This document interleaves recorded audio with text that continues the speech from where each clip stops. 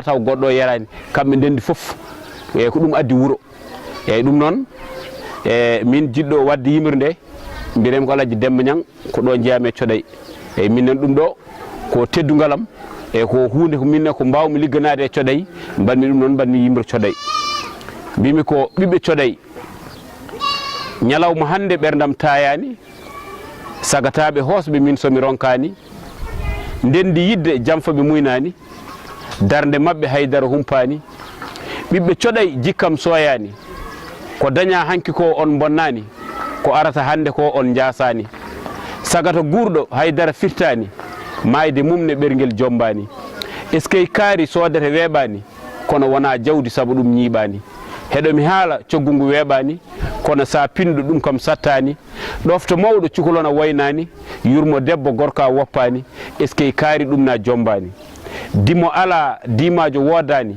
dimo ko golle nangudo woppani dimo ko balle jokkudo haabani bibbe codey hono mon webani yummo goto dum on ceerani hay baba goto dum on ceerani yo Allah wallu rendube ceerani ha mayde lela taw nyaw wodani Alaji Demba Niang ko dum do gaddannomi codey nabe Allah jarama on jarama.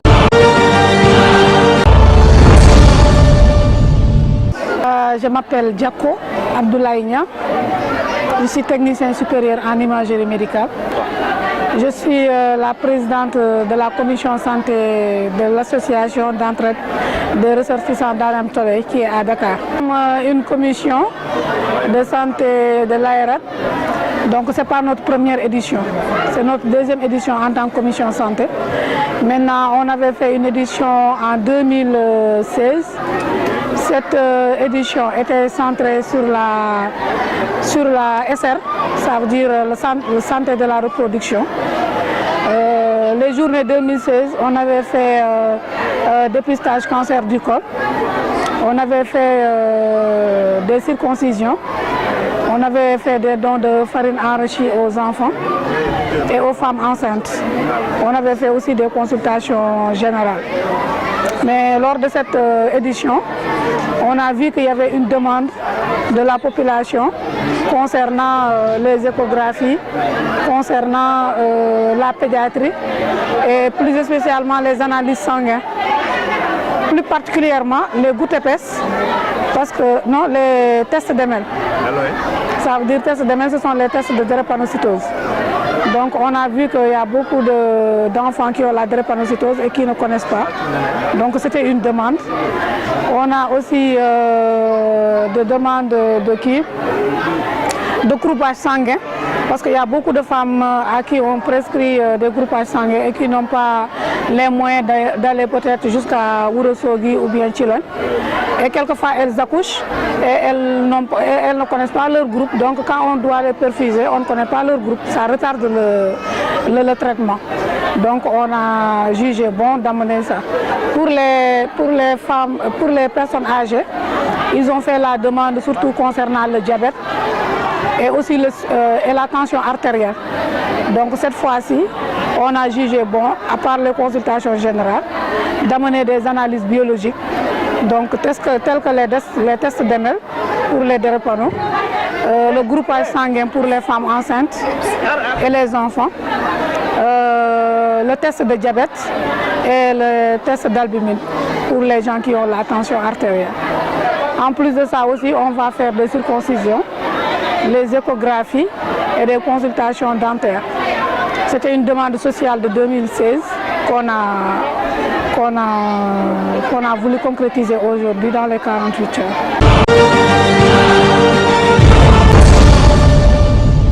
Je m'appelle Baba Sow, je suis étudiant en 5e année de médecine à l'université Cheikh Anta Diop, habitant aussi du village d'Agnam Thioday dans la commune des Agnam. Donc comme vous l'avez vu, on avait eu à organiser la deuxième édition du week-end médical d'Agnam Thioday. Dans cette deuxième édition, nous avions surtout eu des cibles, donc c'était des consultations ciblées. Dans ces cibles-là, il y a d'abord la circoncision, comme on a des problèmes au niveau de l'accessibilité, au niveau de la circoncision pour la population. On a décidé de faire en ce sens, donc d'aider en ce sens. Donc on a eu à circoncire au moment présent 70 enfants et on continue encore les circoncisions dans la journée. Donc à part ça aussi, il y a le dépistage du diabète. On a eu à déplacer un laborantin aussi pour le dépistage de la drépanocytose avec le test d'ML. Des groupages sanguins aussi ont eu à être effectués. Il y a aussi un technicien en neurologie qui se charge de tout ce qui est le dépistage des problèmes urinaires. Donc il y a des bandelettes et tout pour pouvoir dépister. Donc on est accompagné aussi de médecins généralistes. On a 5 médecins généralistes qui nous accompagnent pour les consultations et pour l'orientation. Pour ce qui concerne aussi toujours sur la paraclinique, on a eu à déplacer une échographie pour surtout les femmes enceintes qui doivent faire leur consultation prénatale dans lesquelles l'échographie est indiquée. Donc on a eu à déplacer l'échographie. Et aussi pour d'autres problèmes, à savoir que ce soit digestif ou bien des autres problèmes nécessitant l'échographie. Donc on a eu à déplacer une technicienne en imagerie qui effectue ces échographies. Sur le plan des cibles, toujours, il y a la chirurgie dentaire. Parce que ici, dans la zone, je peux dire, sur toute la zone de Matam, pour voir un chirurgien dentiste, il faudra aller jusqu'à Ourossogui. Donc, c'est un peu difficile d'accès pour la population. Donc, on a décidé de déplacer 3 chirurgiens dentistes et un assistant en chirurgie dentaire pour qu'ils puissent effectuer des consultations en odontologie, des extractions, des amalgames pour la population. Là aussi, jusqu'à présent, c'est satisfaisant parce que la population a répondu présent, comme vous pouvez le voir sur l'ensemble du poste de santé. Les listes sont pleines. On est même on a failli même être un peu débordé, mais alhamdoulilah, ça va. La population est carrément heureuse et contente de ce qu'on a pu amener. Pour les consultations aussi, après chaque consultation aussi, on a amené des médicaments qu'on donne à la population. Il y a aussi la gynécologie aussi qui est présente pour les femmes surtout, parce que pour voir un gynécologue aussi, c'est la même chose. Il faudra aller jusqu'à Ourossogui ou Matam. C'est le seul niveau où on peut avoir un gynécologue. Donc c'est pour ça qu'on a déplacé un gynécologue accompagné de sages-femmes pour qu'ils puissent effectuer des consultations gynécologiques. Et si nécessaire, s'il y a des échographies à faire, on a la technicienne en imagerie qui va se charger de cela. Ouais, pour les journées, je peux dire en global, c'est ce qu'on a eu à déplacer ici au niveau d'Agnam Tchodey dans la commune des Agnam. Encore une petite question.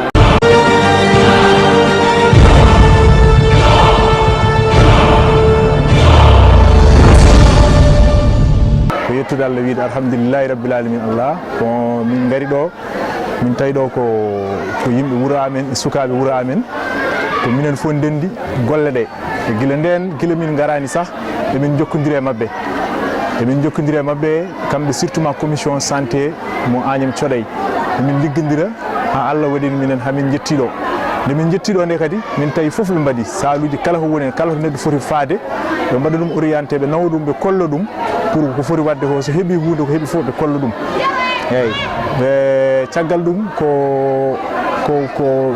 faate affaire golle fof eɓene gollo ala fo ɓe ñallinani ɓe ballinani ɓene jaa vraiment golle ɗe dewi lawol min continue ɓe liggade minen ko ɗum ɗo tan ummin minen eyyi pour hande ko adi fof ko weltare no fewi e noɓe gardini par ce que initiative moƴƴo ko sukaɓe Tchodey naɓe jibinande Tchodey ɓe gaare garal dow inde Tchodey ayranmo Tchodey pour arde wadde safaro mo hay goto yoɓata hay mbuuɗu ɗum noon ko weltare no fewi saabu population o fof nen ɗo wona Tchodey tan hande Tchodey eko taari Tchodey fof nen ɗo ɓe gaari pour wadde hen bénéficié o dal ganduɗa hande safaro wayi hewde caɗele ni ɓe gaari goto fof won fannu mo rafa ene safro on banggue darde sukaɓe noon min beltimen machallah arɓe ɓe e tawɓe ɗo hedɓe fof goto fof daari hen darde fodde mum no fewi kadi safaro ene yaari no foti yarude ni organisation no moƴƴi goto fof ne andino sa ari dispensaire goto fof ne holle to poɗɗa yaade taw tampere waɗata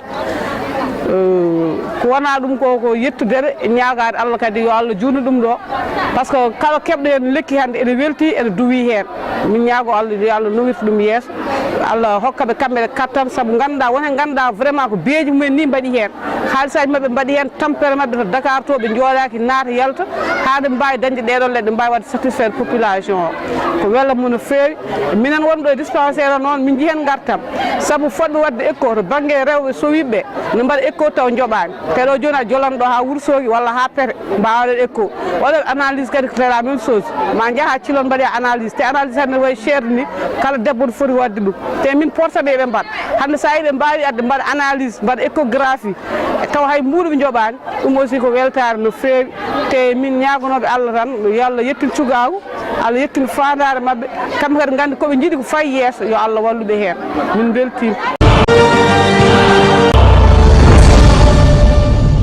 Vraiment ko weltare tan min mbiremi ko Idrissa Tall minen hande mbaɗi akiri hoɓɓe ɓe kadi vraiment kadi ko weltare diaspora o kadi e sukaɓe wonanɓe amen Dakar kadi min jogui e bellamo no fewi kadi e addandi amen docteur eɓe kadi ene cafra ganduɗa gratuitement ɗum ɗon ko weltare no fewi kadi hande dendagal Boso e naaɓe e Agname naaɓe moon foof yiyen hoore mum kadi vraiment ɗum ɗon ko hunde weltare emin mbiya kadi yoɓe jokku golle kadi somin dañano 6 mois foof eɓe gadda vraiment emin mbawi wadde ɗum akire 6 mois foof somin dañanno vraiment ɗum ɗon ko hunde wonde important no fewi kadi population ene sohli ɗum kadi minen kala ko population o sohli koye on domaine min jaari.